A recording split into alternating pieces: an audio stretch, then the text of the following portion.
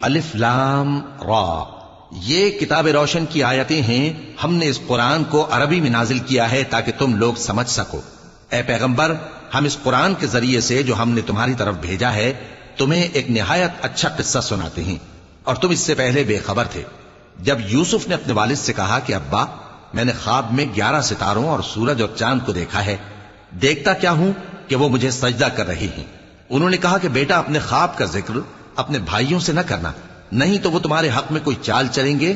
کچھ شک نہیں کہ شیطان انسان کا کھلا دشمن ہے، اور اسی طرح اللہ تمہیں برگزیدہ و ممتاز کرے گا اور خواب کی باتوں کی تعبیر کا علم سکھائے گا. اور جس طرح اس نے اپنی نعمت پہلے تمہارے دادا پر دادا ابراہیم اور اسحاق پر پوری کی تھی، اسی طرح تم پر اور اولاد یعقوب پر پوری کرے گا. بے شک تمہارا پروردگار سب کچھ جاننے والا ہے، حکمت والا ہے. ہاں، یوسف اور ان کے بھائیوں کے قصے میں پوچھنے والوں کے لیے بہت سی نشانیاں ہیں.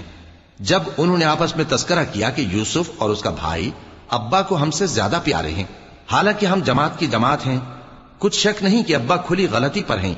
یوسف کو یا تو جان سے مار ڈالو یا کسی ملک میں پھینکاؤ، پھر ابا کی توجہ صرف تمہاری طرف ہو جائے گی، اور اس کے بعد تم نیک لوگوں میں ہو جاؤ گے. ان میں سے ایک کہنے والے نے کہا کہ یوسف کو جان سے نہ مارو، کسی اندھے کنویں میں ڈال دو کہ کوئی راہگیر اسے نکال کر کسی دوسرے ملک میں لے جائے گا. اگر تم کو کرنا ہی ہے تو یوں کرو. یہ مشورہ کر کے وہ اپنے والد سے کہنے لگے کہ ابا جان، کیا سبب ہے کہ آپ یوسف کے بارے میں ہمارا اعتبار نہیں کرتے، حالانکہ ہم اس کے خیر خواہ ہیں. کل اسے ہمارے ساتھ بھیج دیجئے کہ خوب میوے کھائے اور کھیلے کودے، ہم اس کے نگہبان ہیں.